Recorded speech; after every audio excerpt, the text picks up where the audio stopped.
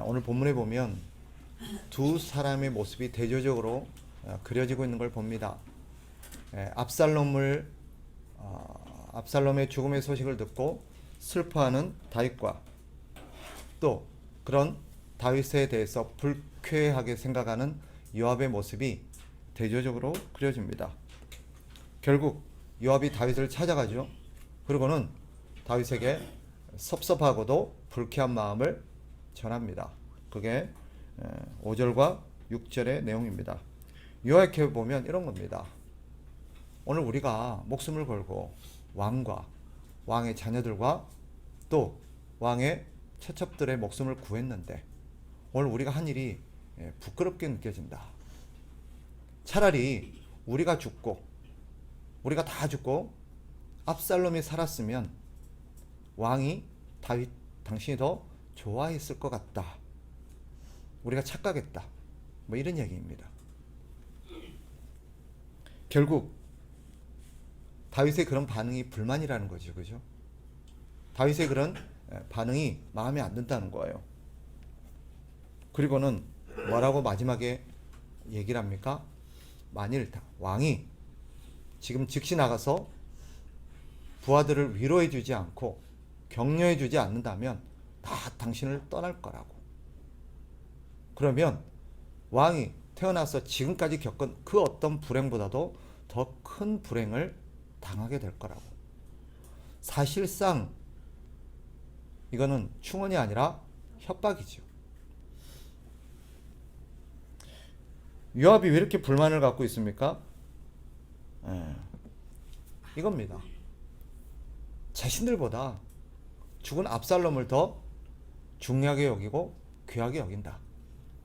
또 한 가지는 자신들이 목숨 걸고 싸웠는데 자신들의 수고와 공로, 자신들의 어떤 것들을 몰라준다. 이런 거죠. 그가 5절에서 뭐라고 말합니까? 이런 대목이 나오죠. 오늘 왕의 생명과 왕의 자녀의 생명과 처첩과 비빈들의 생명을 구원한 모든 부하들의 얼굴을 부끄럽게 하시니. 모든 부하들이라고 말했지만 실상은 누구를 얘기하고 싶은 거예요? 자기는. 내가 그랬다는 거야. 내가 지금 당신을 구했다. 내가 당신의 자녀들도 구원했고 내가 당신의 처첩들도 구원했다. 이런 나를 지금 몰라준다는 거지. 그죠? 이런 나의 공로를 인정해주지 않는다는 거예요. 그러니 섭섭하다. 마음이 상당히 불쾌하다. 뭐 이런 내용입니다. 자신이 다윗과 그의 자식과 아내들을 구원했다. 표면적으로 보면 그렇습니다. 그죠? 요압과 부하들이 가서 싸워서 반란군을 진압했고 다윗의 목숨과 왕위를 보존한 것 같이 느껴집니다. 그러나 우리가 한 발짝 물러서서 그 실상을 보면 사실 진실이 아닙니다. 사실 이스라엘 백성들과 다윗과 이 모든 사람들을 구원한 게 어디 요압이겠습니까? 사실은 하나님이 함께 하신 거죠. 하나님이 지키시고 하나님이 그들을 보호하신 것입니다. 결과적으로 하나님이 하신 겁니다. 그런데 왜 섭섭한 마음이 들어요? 자기가 했다고 생각하니까. 내가 이만큼 고생하고 이만큼 목숨 걸고 수고하고 열심히 싸워서 이긴 결과라고 생각하니까 섭섭한 거예요. 몰라주니까 불쾌하고 괘씸한 거예요. 그러니까 결국은 어떤 말까지 나와요? 이러면 당신 나중에 후회한다고. 이런 얘기가 나오는 거예요. 이런 요압의 말 속에서 요압이 갖고 있는 생각과 태도를 우리는 엿볼 수 있습니다. 요압은 어떤 사람인가? 요압 안에는 어떤 생각을 갖고 살아가고 있는가? 정리해보면 한 두 가지 정도로 정리할 수 있습니다. 뭐냐? 요압에게 있어서 항상 제일 중요한 것은 자기 자신이에요. 자기 자신. 내가 제일 중요하고 내 일이 제일 중요하고 지금 내 입장이 제일 중요한 거예요. 그러니 지금 누구에게 신경 써달라는 거예요? 자기에게 신경 써달라는 거예요. 자기에게. 나에게 좀 관심을 가지고 나에게 신경 써달라는 거예요. 내가 지금 얼마나 고생했는데. 두 번째, 요압은 지금까지 모든 결과가 누구의 노력의 대가라고 생각하는 거예요? 자기 노력의 결과라고 생각하는 거예요. 지금 이 나라가, 이스라엘이, 다윗의 왕위가, 이스라엘 나라가 지금까지 유지되고 건재하게 된 것이 다 누구 덕이다? 내 덕이라는 거예요. 내가 군대 지휘관으로서 이 군대를 잘 통솔했고 나가서 잘 싸웠고 또 작전을 잘 세웠고 적장을 물리쳤고 그래서 당신의 왕위와 이 나라가 유지될 수 있었던 거다. 내 아니었으면 당신 끝이었다는 거예요. 이 나라는 없다라는 거예요. 이 공동체는 없다라는 거예요. 그런데 이런 요압의 모습 속에서 오늘날 우리의 모습을 보는 듯 하는 생각이 듭니다. 성경이 이 요압을 통해서 오늘날 하나님의 백성들이 갖고 있을 법한 그릇된 생각들을 우리에게 보여줍니다. 오늘날 신자들이 갖고 있는 불만과 요압이 갖고 있는 불만의 성격이 다르지 않아요. 오늘날 신앙생활하는 우리의 삶에도 섭섭함도 있고 불만도 있습니다. 그렇죠? 하나님을 섬기고 공동체를 섬기다 보면 요압과 같은 섭섭함과 불만이 들 때가 있어요. 그 정체가 뭐예요? 왜 나를 좀 관심을 가져주지 않냐는 거예요. 왜 내가 힘든데, 내가 지금 어려운데 왜 내한테 관심이 없냐는 거예요. 왜 나를 위로해 주지 않느냐는 거예요. 왜 내 수고를 몰라주냐는 거예요. 왜 나의 공로를 인정해 주지 않냐는 거예요. 왜 그만한 대우를 해주지 않느냐는 거예요.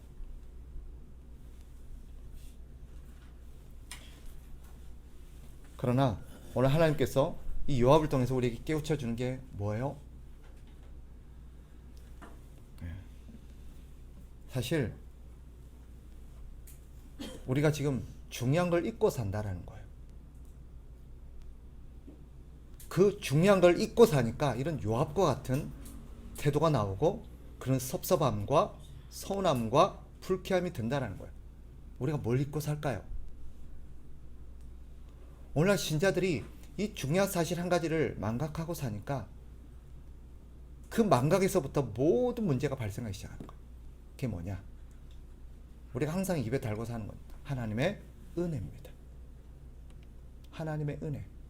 은혜가 그 속에서 실종되어지고 은혜가 사라지고 은혜가 기억 속에서 멀어지니까 그때부터 뭐가 나와요?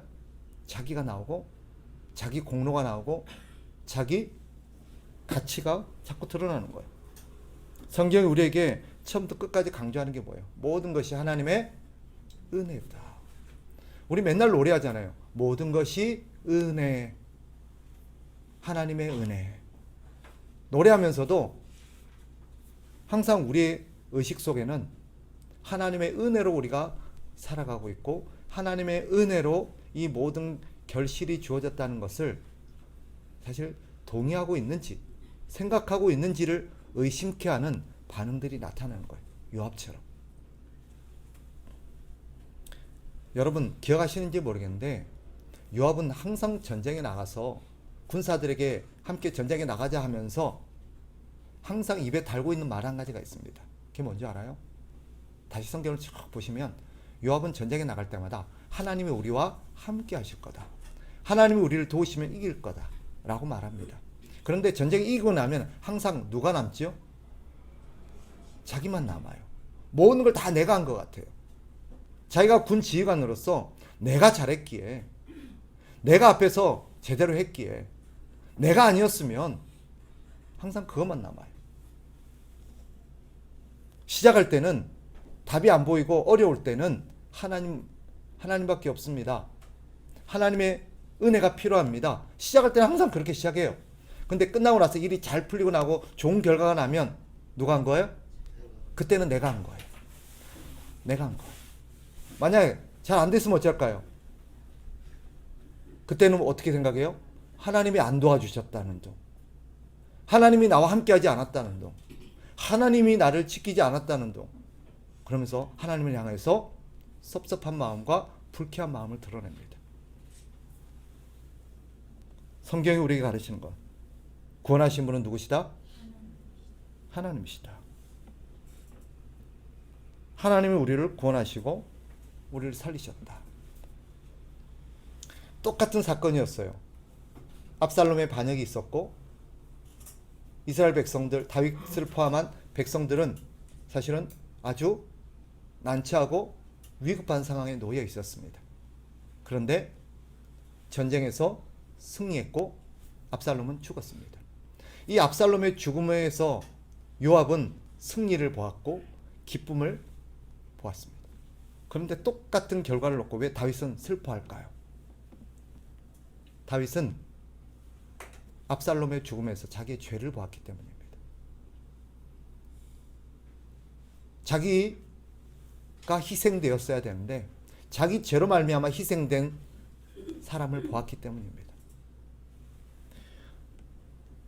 왜 누구는 내가 했다 그러고 왜 누구는 하나님이 했다 그럴까요? 똑같은 사건인데. 그것은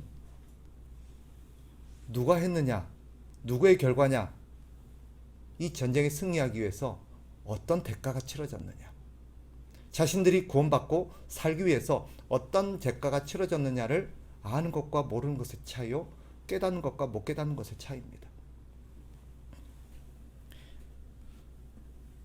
요압은 중요한 게 뭐예요? 내 기분이에요. 내 기분이 안 좋다는 거예요. 지금. 중요한 건 내 기분, 내가 위로받는 것이고 지금 내가 지금 제대로 내 문제가 해결되는 거예요. 많은 신자들이 요압과 같이 신앙생활 할 때가 많아요. 자기 기분을 제일 중요하게 생각해요. 뭐 합시다 그럼 지금 그럴 기분 아니에요. 이거 해야죠. 그럼 나 지금 그럴 기분이 아니에요. 내가 지금 그럴 상황이 아니에요. 지금 내가 그럴 마음이 아니에요. 지금 내가 죽겠어요. 내가 힘들어요. 내 마음이 지금 괴로워요. 다 중요한 거는 하나님의 뜻이 뭐냐, 하나님이 우리를 위해서 한 것이 무엇이냐, 이런 건 아무 고려가 없어요. 제일 중요한 게 뭐예요? 다 자기 기분이에요. 오늘 기분이 안 좋아. 오늘 내가 그러고 싶지 않아. 오늘은 내가 기분이 좋아. 그러면 뭐예요? 해야 돼요. 해야 돼요. 오늘 내가 하고 싶어. 그럼 어떻게 해야 돼요? 해야 돼요. 내가 오늘 하기 싫어. 그럼 어떻게 해요? 하면 안 되는 거예요. 그날은. 하면 난리가 나요. 내가 하고 싶지 않은데 왜 하냐고. 내가 하고 싶은데 왜 안 하냐고. 자기가 제일 중요하니까, 자기 기분이 제일 중요하니까 나머지는 다 뒤로 가는 거예요. 그러나 성경이 우리에게 가르치는 게 뭐예요? 중요한 것은 네가 아니라 하나님의 은혜라는 거예요. 그 은혜의 결과가 뭐예요? 누군가가 희생되었기 때문에 네가 산 거다. 누군가가 네 대신 죽었기에 네가 산 거다. 잊혀진 은혜는 자신의 수고와 자신의 노력과 자기 자신만을 자꾸 포기합니다. 우리의 기억 속에서, 우리의 생각 속에서, 우리의 마음 속에서 하나님의 은혜가 잊혀지게 되면 그때부터는 자꾸 자기만 나타나요. 이스라엘 긴 역사를 우리가 다 고찰할 수는 없다 할지라도 생각해 봅시다. 몇 가지만. 이스라엘 백성들이 원래 어떤 존재였어요? 애굽의 노예로 살고 있던 존재들이었어요. 그들은 그렇게 살다가 죽었어야 될 운명이고 그렇게 살았어야 될 존재예요. 그런 이스라엘 백성들을 애굽에서 끄집어내서 구원시켜준 분이 누구예요? 하나님. 모세가 아니죠? 하나님입니다.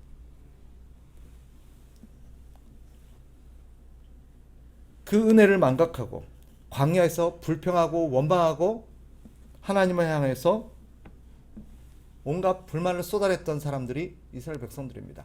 하나님은 그런 그들을 진멸하지 않고 참고 또 참으셨습니다. 무려 몇 번이나 참으셨대요?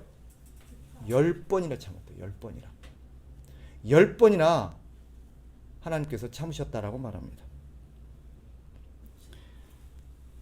사실 그들은 가나안 땅에 들어가기 전에 광야에서 멸망했어야 될 사람들입니다. 그런 하나님이 가슴을 쓸어내리고 또 참고 그들을 인도하셔서 가나안까지 데리고 들어가셨습니다. 가나안에 들어가서는 어땠습니까? 우리가 아는 것처럼 그들은 가나안 땅에 와서 오늘 이 사건이 있기까지 무려 400년이 넘도록 400년의 우리의 사사기 역사를 알죠, 그죠?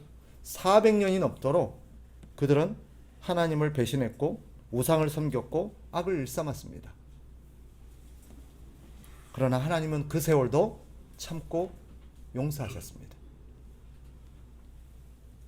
드디어 왕이 세워지고 왕조가 세워지고 나라가 재건되어지고 성전이 건립되어지고 이 모든 것들이 다 하나님의 은혜의 결과였습니다. 그런데 오늘 요압은 뭐라고 생각해요? 그 모든 것은 머릿속에 없으니까 뭐만 생각나요? 자기가 노력한 것, 자기가 고생한 것, 자기가 수고한 것만 생각나는 거예요. 그러니까 섭섭한 거예요. 불쾌한 거예요. 알아주지 않는다고 괘씸한 거예요. 그들이 오늘까지 어떻게 진멸되지 않고 살아남았겠습니까? 그들이 놓치고 있는 게 있어요. 뭐예요? 그들을 위해서 끊임없이 어린 양이 희생되어 왔었습니다. 수백 년 동안 이 백성들의 죄를 위해서 그들이 죄를 지을 때마다 어떻게 했어야 돼요? 어린 양을 드렸어야 돼요. 희생시켰어야 돼요. 그렇게 희생된 어린 양이 얼마나 많겠습니까? 그 세월.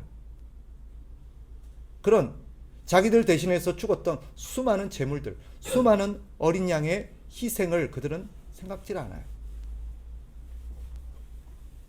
그 숱한 어린 양의 희생은 바로 누구의 희생을 보여주는 거였어요? 예수 그리스도. 예수 그리스도. 그 어린 양이신 예수 그리스도께서 죽으셨기에 이 백성들이 살았던 것입니다.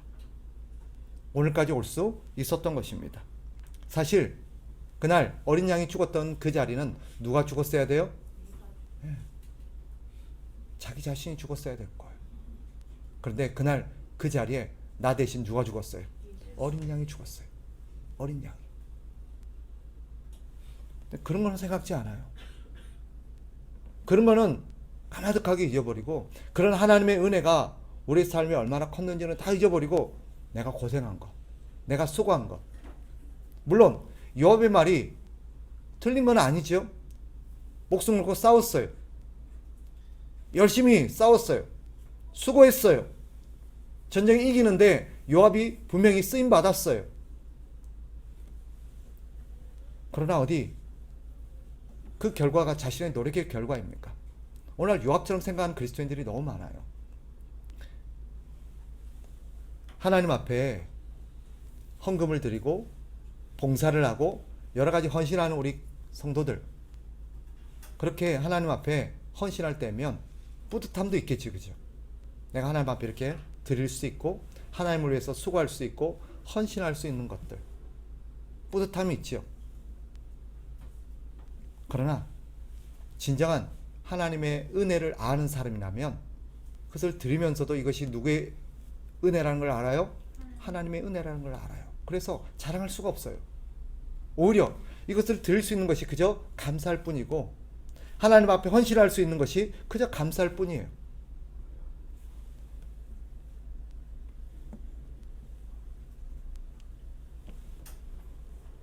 그런데도 우리는 그런 것들을 깨닫지 못할 때가 참 많습니다. 그러니까 공로를 주장하는 거예요. 위로를 안 해준다고 원망하는 거예요. 자신의 수고를 알아주지 않는다고 불평하는 것입니다. 성경은 우리에게 말합니다. 우리는 주제 파악을 하고 살아야 돼요. 용어가 좀 거칠지만 우리는 주제 분수를 알아야 돼요. 우리가 누구인지. 우리는 매일매일 은혜를 입고 살아요. 어느 날 제가 종종 그런 얘기 하죠. 자식을 키워보면 어느 날 자식이 이제 장성합니다. 그리고는 자기가 월급을 타든 뭘 하든 부모를 위해서 뭔가 수고를 하면 마치 자기가 부모를 위해서 대단한 일을 한 것이냐 기고만장할 때가 있어요.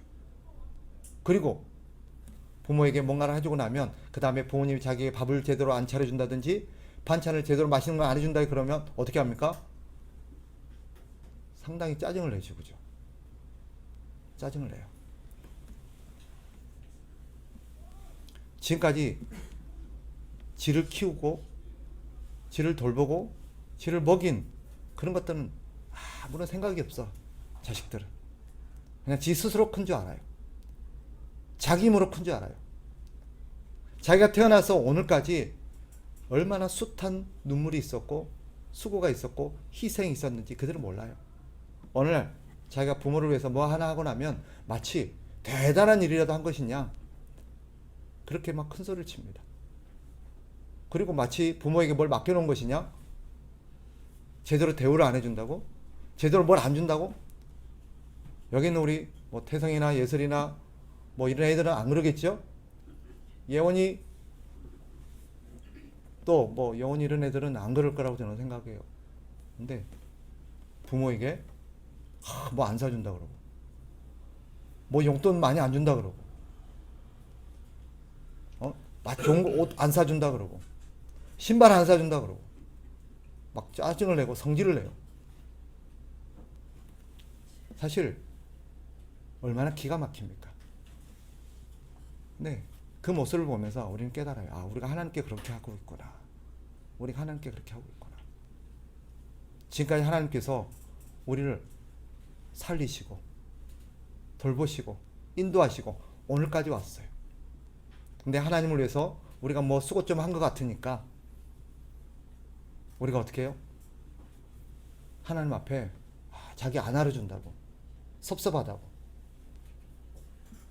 그렇게 짜증을 내고 불평할 때가 있습니다. 예. 은혜를 아는 자라면 어떻게 해야 될까요? 예. 은혜를 아는 자라면 우리는 부끄러워해야 합니다. 부끄러워해야 돼요. 그리고 하나님 아버지의 슬픔에 동참할 수 있어야 합니다. 그게 은혜를 아는 자의 마땅한 태도입니다. 은혜를 안다면 부끄러워해야 돼요. 부끄러워해야 돼요. 오히려 하나님께서 사람들이 우리의 칭찬을 해주고 우리를 어떤 잘했다고 수고했다고 우리를 알아줄 때 오히려 우리는 어떻게 해야 돼요? 손사래를 쳐야 돼요. 아, 우리가 한 게 뭐 있냐고. 아, 제가 뭐 한 게 있냐고. 이게 다 하나님 은혜인데 왜 나를 높이냐고. 기억나세요? 바울과 바나바가 선교여행을 갔어. 복음을 전하고 하나님의 기적의 역사가 나타나고, 그죠? 하나님의 은혜가 막 나니까 사람들 어때요? 막 두 사람을 높이고 막 두 사람을 막 추앙해요. 그러니까 바울이 옷을 찢고 버려요. 이걸 왜 우리한테 제사를 드리려고 하고 왜 우리한테 영광을 돌리고 왜 우리가 한 것처럼 우리를 높이려고 그러냐고. 이거 누가 하신 거다? 하나님이 하신 거라고. 이게 신자예요. 이게 은혜를 아는 자의 마땅한 태도예요. 사람들이 나를 높이려고 하고 사람들이 나를 막 그러려고 할 때 아니라고. 이거 하나님의 은혜라고. 그래서 바울이 고백하잖아요. 내가 많이 다른 수도보다 다른 사도들보다 많이 수고하였으나 내가 한 것이 아니요. 모든 것이 하나님의 은혜다라고 말합니다. 이게 은혜를 아는 사람이에요. 그래서 은혜를 아는 사람이라면 자신의 공로와 자신의 노력과 자신의 수고를 알아달라고 하지 않아요. 오히려 그저 하나님 앞에 감사를 이렇게 할 수 있고 내가 주를 위해서 살 수 있고 주를 위해서 헌신할 수 있고 주를 위해서 내가 뭔가 기여를 할 수 있다는 게 그저 감사한 거예요. 그게 은혜를 아는 자입니다. 그런 은혜를 아는 자는 다른 사람이 그런 신앙이 미숙하고 이런 하나님의 은혜를 제대로 깨닫지 못해서 교회 안에서 목소리를 높이는 사람이 있을 수 있잖아요. 그죠? 안 알아준다고. 너무 섭섭하다고. 내가 어떻게 했는데. 내가 이렇게 많이 봉사했는데. 내가 이렇게 많이 수고했는데. 내가 이렇게 많이 헌신했는데 안 알아준다고. 너무하다고. 막 섭섭한 목소리를 내면 어떻게 해야 돼요? 오히려 조용히 하라고 권면해야 돼요. 왜요? 이게 다 하나님의 은혜가 아니냐. 어디 이게 우리가 한 거냐? 하나님의 은혜지. 하나님의 은혜가 아니었으면 우리가 어떻게 이렇게 할 수 있었겠냐? 우리가 했지만 그것이 다 하나님의 은혜로 한 거 아니더냐? 라고 다독거리고 설득하고 그래서 그를 진정케 하고 오히려 우리는 하나님 앞에 감사해야지 라고 하는 것이 은혜를 아는 자의 마땅한 도리입니다. 그래서 우리 공동체 안에서 신앙생활을 하다가 우리가 하나님 앞에 섭섭한 마음이 들거나 교회에 섭섭한 마음이 들거나 하나님께 뭔가 원망과 불평이 들 때면 아니지. 그래. 하나님 은혜지. 내가 뭐 했다고. 내가 주를 위해서 하면 뭐 했다고. 그것조차도 하나님이 은혜를 주시지 않았으면 어찌 했겠는가라고 깨닫고 하나님 앞에 그저 감사해야 됩니다. 혹여나 다른 사람이 나를 높인다면 아유 집사님, 아이고 권사님 수고 많이 했습니다. 아유 대단하십니다. 어떻게 그래 했습니까? 아유 아니라고. 하나님의 은혜라고. 하나님의 은혜, 하나님의 은혜. 오직 하나님께 영광을 돌려야 돼요. 그리고 우리 주변에 누군가가 섭섭한 마음을 가지고 있고 불평하는 마음이 있고 그런 사람이 있다면 어떻게 해야 돼요? 하나님의 은혜가 아니더냐. 하나님의 은혜가 아니더냐. 우리가 감사해야지. 할 수 있는 것이 감사하지. 어떻게 알아주지 않는다고 섭섭해하겠냐. 그것은 다른 태도가 아니다라고 그를 권면해야 되는 것이 은혜를 아는 자의 마땅한 태도인 줄 믿습니다. 저와 여러분이 그렇게 하나님의 은혜를 아는 자로 살아갈 수 있기를, 항상 내 마음의 섭섭함과 뭔가 불평이 올라올 때면 하나님의 은혜를 다시 한번 생각할 수 있는 은혜가 저와 여러분에게 있기를 주의 이름으로 축복합니다.